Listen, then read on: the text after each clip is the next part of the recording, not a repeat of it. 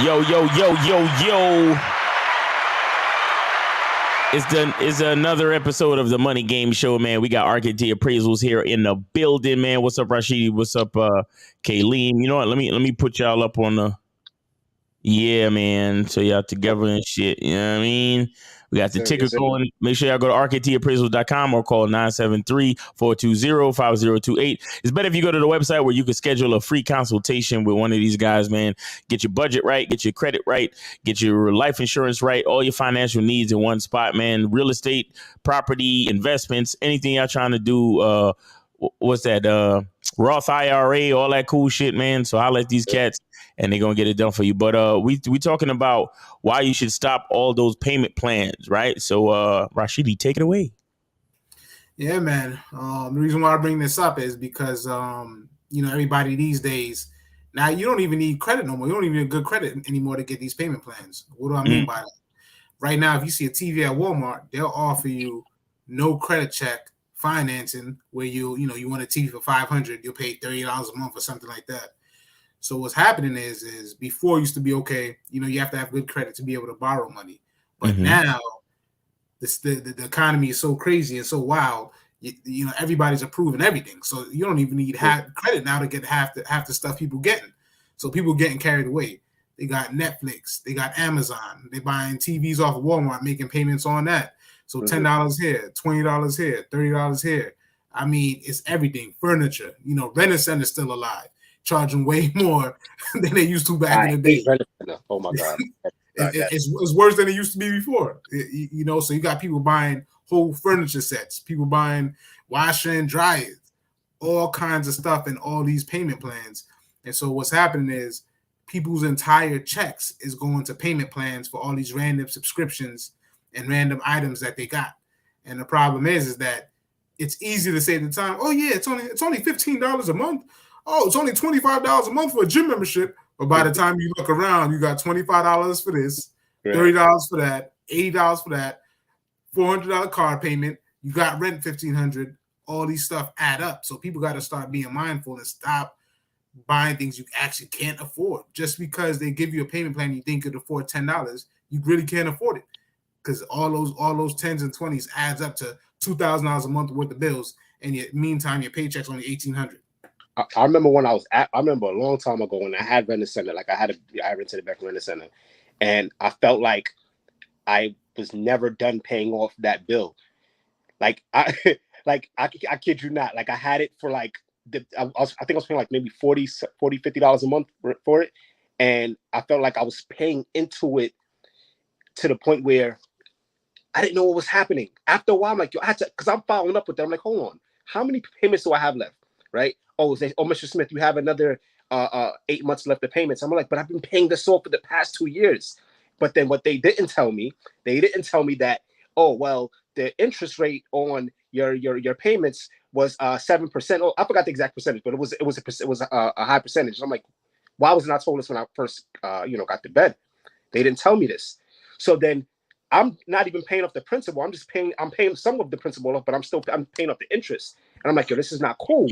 But and I think that a lot of different products and devices that people get when they do have payment plans, right? A lot of people don't know that there's interest attached to these payment plans. Right. And then they're paying off, they think they're paying off the principal, but the reality is they're paying off majority of the interest. And that's how these companies are making money with these payment plans. And I think depending on what the product is, would make the biggest difference whether you should do a payment plan or if it just makes sense to just pay for it completely. Like certain things, like what you were just naming just now, Rashidi, some of those things, like I'm not putting a payment plan on the TV. I'm not doing that because I can use my phone, I can use my laptop to if I want to watch something, right? I shouldn't be paying off for, I shouldn't have a payment plan for a TV. If I can't pay off the TV and like if I can't buy the TV right then and there, I don't need it. And I think that we don't, as society, we have marketing is such a big thing in this country that it take over us. And because a lot of stuff that we have, we really don't need it. We just want it. We see it, we want it, we buy it. It's unfortunate, but it's like we're slaves to consumption. Like anything we just want it, we see it and we buy it. And I think that's a huge issue. And I think that's why a lot of people get into these situations when it comes to payment plans. They can't afford to keep up with it because, like you said in the beginning, it sounds good, it looks good, it feels like it's affordable at the moment. But then once there's an emergency or something goes wrong where it was unexpected in their life, now they can't afford to keep up with those $15, $20 payments for what, Amazon or Hulu or Netflix or whatever that may be. Thanks. Real talk. I mean, we have to look at what certain things like mean to our benefit, right? Because if you're investing in, like let's just say you run a transportation firm and you lease a van or you lease a vehicle. If you got to make sure your transportation firm is making a certain amount of money to pay for the loan or the lease on that vehicle and still make you profit. You understand what I'm saying? But because so in that type of way, investing in that van or whatever for your transportation company may not be a bad idea. But the problem is when you buy things that you kind of don't need. And the only reason why you get the payment plan is because you really can't afford it. You understand? I think that's the part that, that's the part that we're trying to drive home, where it's like the bottom line is if there's payment plans for every damn thing. Every time I bought something off of Amazon, they offer you some type of payment plan. Mm-hmm. Like, I'm just buying vitamins and shit. And they're like, well, if you want, you could pay $5 a month for the next 6-7 months. Right. And I'm good. Like, why would I do that? You understand? Yeah. But see, the thing is that so many people, the truth is you can't afford the shit. Whatever it is you're trying to buy, you can't afford. Right. And it's like, man, if you can't afford it, unless you're purchasing it to help make you money, then you should probably leave it alone. You understand? Now, don't get this twisted. We're not talking about certain things that, you have in your life that you might need on a month-to-month subscription basis, right? Because if you want the Bad Boy membership or the Masculine Identity membership, that's something that you need. You got to stay on that shit. You know what I'm saying? If you because look, we don't consider that even contributing to our investments is a monthly subscription. You understand? But it's a monthly subscription in the right direction, right? Like if you get a life insurance plan, if you get hooked up with RKT appraisals, right, and then you go get a life insurance plan, you're gonna have to contribute monthly. You understand? Mm-hmm. Now that's a payment plan, but it's a payment plan towards your future. What we're talking about is, you getting ready to buy some Jordans that you don't really need because you got a fucking closet full of sneakers, but you want that one because it's green and it's the Jordan 1s and it has the elephant print on it, and the green cements, bro. Yo, those are fire, bro. I need to get those in my collection. Right. And it's like, can you afford it right now? Nah. Well, yeah, but I could get the payment plan. Yeah, but check this out. You're gonna pay for that fucking sneaker like 3-4 times by the time you're actually done paying for it. Because like Kayleen was saying, most of the money that you pay, like, guys, anybody who got a car note, take a look at next time you get your bill, or if it's online, take a look at the breakdown. See how much money goes to actually pay for the car and see how much money goes to pay for the fucking interest. It's ridiculous. You got like a $300 car note. Literally $30 go to pay for the car and $200 and some odd dollars go to interest alone. And another strategy with this is making principal only payments.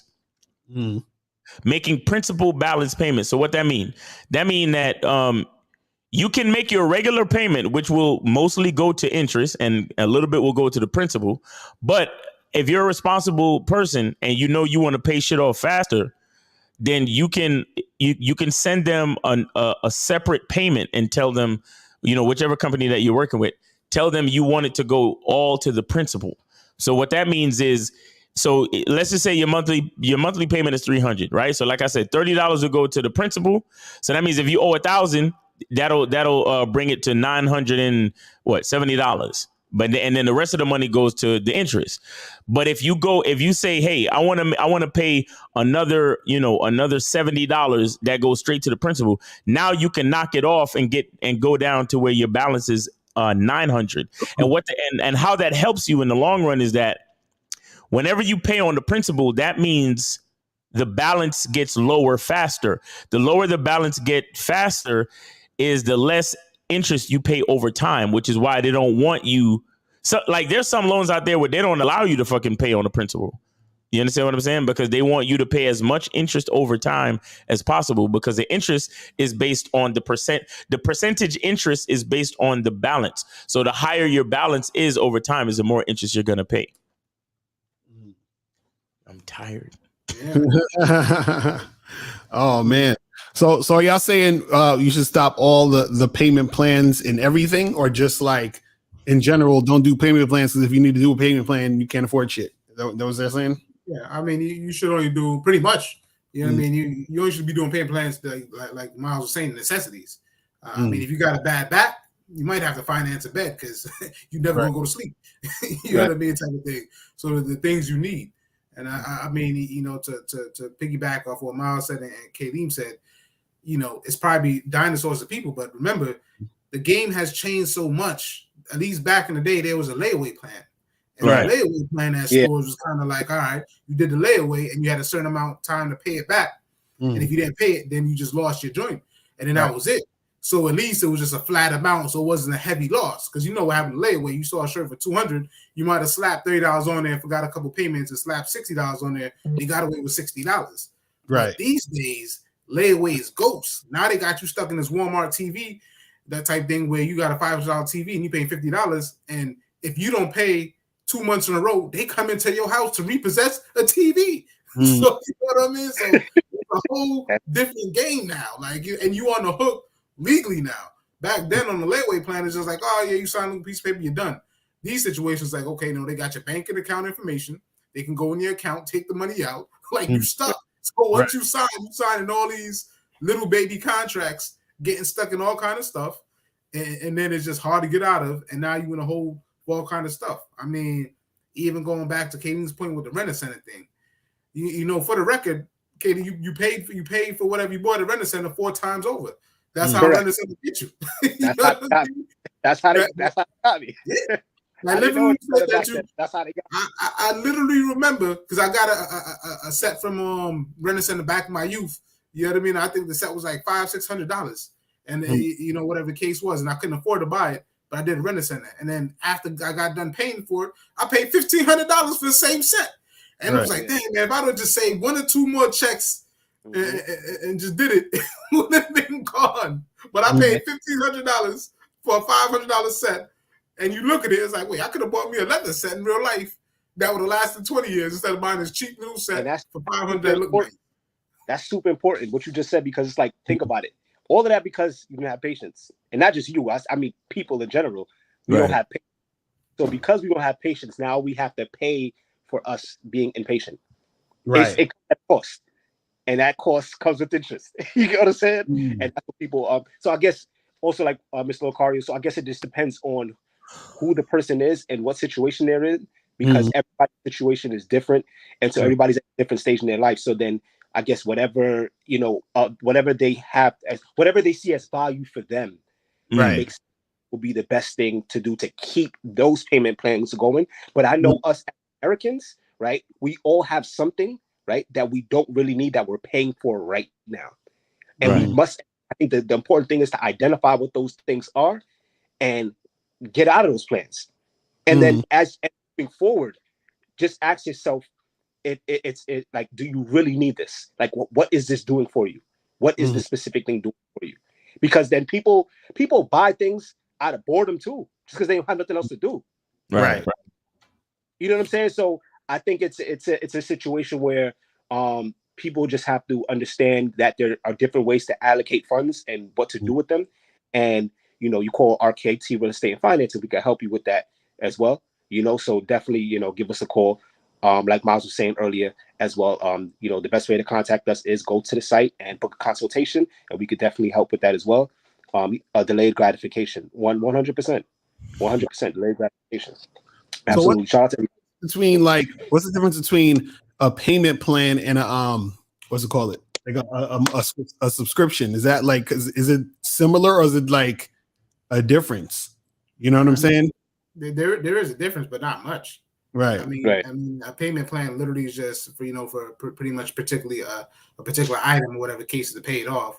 Whereas a subscription is just for service. Right. It's still a payment plan. It's just one is for service and one is for actual tangible product. You know what I mean? So subscription would be like like a Netflix, Amazon type joint versus payment plan is buying some tangible TV, couches, whatever.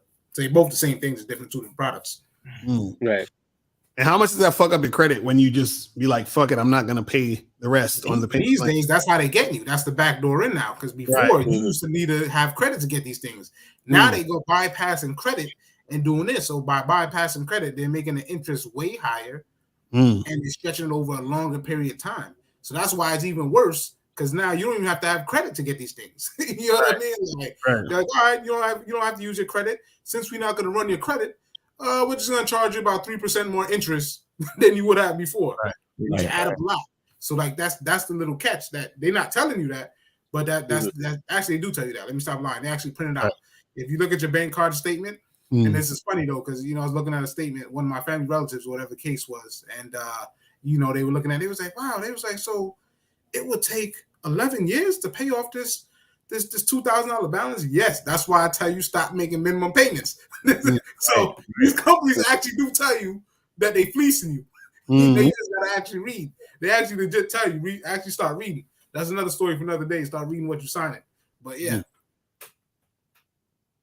And I would say the difference also is that one, like a subscription is you're paying a certain amount for a product, good or service, and it has continued value to you, whatever it is. Right. Such as the Bad Boy membership, Masculine Identity membership, right? Or your Netflix or whatever the fuck, right? Because you're paying that money just goes straight, like it's 100% of it is for the product or service. Payment plan is a plan put together that says, since you cannot afford this all up front, then we're going to put you on a payment plan, and there's going to be something called interest, because I mean, you can have a payment plan with no interest, right? There's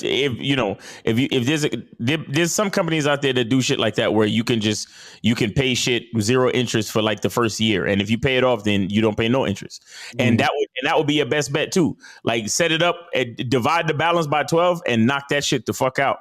So because when the interest come in, you just paying extra money for no reason. You see what I'm saying? But if they tell you no interest first year, try to knock that shit out.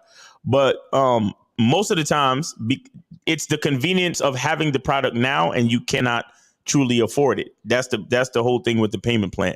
So they break down the percentage and say, well, some of it goes to the principal, and some of it goes to the convenience of you getting the product now. Because we're the financial. Because what's happening really is that the financial company is lending you the money to pay for the product so you can get it right now in your possession, so you can use it right now. You see what I'm saying? And that's what you're paying for. You're paying for convenience. You're paying for, and that's why I be telling niggas, be careful with conveniences. Convenience is a trap. You understand? Convenience is a trap. That's why it's like, I know niggas, especially with this dating game shit, everybody wants the magic pill. Oh, what 3 words can I say to a woman to make her fall in love? It's like, if the shit is too easy, chances are it's gonna be a more difficult situation moving forward. You know what I'm saying? But let me look at this question. AJ Lino says, Miles, I remember when you said to start living the life you want as a way to protect your future with the fuel analogy you use in your car. I got to Good Life, but now I use to be Planet Fitness. Thoughts on that? I don't know what he's talking about. What is he talking about? I mean, okay. The only thing I could see here is that he upgraded his choice of gym membership. I mean, look, choosing to make your life better is a conscious decision. So if you were the type of dude that could only afford Planet Fitness before, and now you can afford to go to the Good Life gym or whatever the fuck that is, then that means that you're upgrading your life. However, did you actually upgrade your life, or are you breaking your bank account or fucking up your budget by trying to go to the more expensive gym? Because he says Good Life has more amenities like a pool, but the price is $36 biweekly compared to $15 biweekly. I can afford it, but it would be better. I can afford it, but would better my bills if I stuck with Planet. So that means you can't afford it. You can't afford it. I mean, see, just because something is cheaper doesn't mean it's better. Right. If you're saying it would be better for your bills for you to go to Planet Fitness instead of the more expensive gym, then that actually means you can't afford it. If you can still look at your bills and say, wow, it would be better for my bills if I went to the cheaper gym, then that truly means you can't afford it.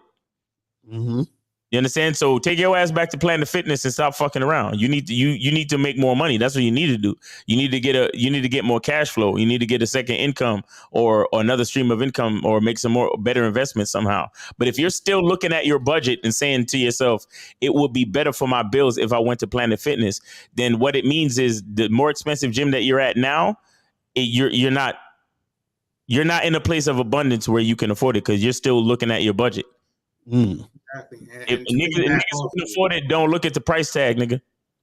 And if they piggyback off of you, the key thing that he said in that line is that they had pools and stuff, right? Pools and stuff. So you're busy looking at the entertainment. Are you a swimmer? Do you need to be in this pool? That's what I was gonna say. You know what I mean? I mean, these are things that draw Exactly. to attract you to foolishness. Like, you know what I mean? Like, you're not, unless you're going to a spa and you go to the gym hard every day and you're trying to be a bodybuilder or whatever you're trying to do, and you need to be in a sauna and you need a pool to relax. Right. You need a pool? Like, you know what I mean? Because it goes right back to the point. Because the thing with AJ Leno is that the thing with AJ Leno is that he took an analogy that I made where I said I started putting premium gas in my car because I wanted to mentally upgrade my mind to be the nigga that can afford a car that only takes premium gas. Now, here is the falsity in the analogy comparison with AJ Leno. I want a car that only takes premium gas, right? But the gym that you work out at, does it have to have a pool? You understand what I'm saying? Like, are you, like you was just saying, Rashidi, are you an athlete where you require swimming for your conditioning, or you require the amenities to meet your fitness goals? If not, then just stay at Planet Fitness. Right, you understand? Right. And like I said, the fact that you're still looking at your budget and saying that it would be better for your budget clearly means that you're not actually ready. Do you understand? Because you probably just need weights, nigga. You probably just need a weights and a couple of treadmills and shit, and you good. So what I was saying is I was forcing myself to pay for gas that I know that the car that I want only takes that gas. So it was like a necessity. You go into a gym that has pools and saunas and all that shit is not a necessity. You understand? I mean, it does help you with mentally trying to upgrade your life, but it's not really necessary for what you're trying to do. So I don't know. I don't think it's all the way the same. AJ Leno. Let me see. What do you say? What ways can you use your vehicle as a tax write-off? Guys, what way can you use your vehicle as a tax write-off? Yeah, I mean, for a tax write-off, I mean, you can use the miles. If you have a business, you could say, based on the miles that you use, you're going to use that as a tax write-off. So that's one way right there. Well, that's the primary way.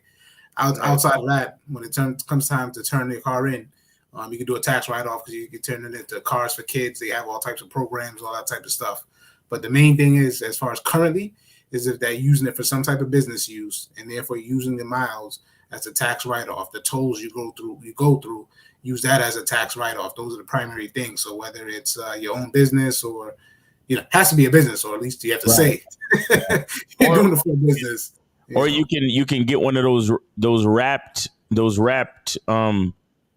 you can wrap your car with the paint job where you promote when you promote your business or promote another business, right? So you can use your car for ad space, literally. Correct. So you can if you have a business that you want to promote, or you could call us up and be like, hey guys, I want to wrap my car and make it say Masculine Identity Membership, and y'all can pay me like $20 a month to drive around downtown and advertise Masculine Identity Membership. Yeah, then you could use it as a tax write-off. And then you can still drive it anywhere you want as long as you got that wrap that says Masculine Identity Membership or Bad Boy Membership on it, as an example. Ali says, is it better to invest in stock or real estate long term? What do you guys think? I mean, if we had to choose one, I'm definitely going to say real estate. Okay. Real estate, as long as you do the basics. Let me rephrase that, because I don't want people to say do the basics. You do what you need to upkeep the house, meaning the roof is okay, the structure's okay, and stuff like that. The value is always going to go up. Now if you don't do anything, you never fix anything, you let everything rot away. No, it won't. But real estate is always going to be the best bet, because you really can't lose as long as you're doing enough to maintain the property. Making sure the plumbing lines is clear, draining, plumbing, snaking your sink every once in a while, changing the roof when you need to change it, things of that nature to keep the house running efficiently. Real estate, hands down, would be the best way to go. Is Uber or Lyft considered a business? Yeah, of course. Yeah, it's no longer your business. It's no longer super independent like it used to be. You're still working for somebody. Right. So these days it's not like when it first came out, where it was your business. Now it's controlled. Now a different owner took it over, and it's they don't let you consider yourself an independent contractor no more. I don't think so. I think they give you options now. I think you have like two options where if you want to go 100% independent, you can. And I think they have now an option where like you did before, where you are your own business, but it's way more rules and regulations that you got to do. Right. Wow, interesting. Interesting. I had no idea. Yeah, man. So, man, that's about it, man. You guys, got anything else to talk about? Any other last word? I'll close that question. I would say, I think that long term, I agree with Rashidi. Real estate is where it's at to invest, but you could still invest in stocks too. I think you should always diversify portfolio. Do both if you can. Do both. Right. There's plenty. There are different companies that are going to be making money. I think that's important too, to really pay attention to which companies are like profitable or like what tech companies are making money, and invest in those and pay attention to the stocks. Pay attention, do your homework, do your due diligence first before you invest. I mean, and nothing is promised. There's always risk in everything, but yes, real estate is going to be good for long term, and stocks. So I would say do both. Do both of them. All right. Anything else, Rashidi? We wrap it up. No, that's it. Call RKT. Go to the website. Don't call us. Go to the website and book a consultation. Yeah, go to the website. Go to rktappraisals.com and book a free consultation, guys. And yeah, all right. That's about it, man. Y'all have take it easy. That has been the Money Game Show. Keep that shit real. You know what I'm saying?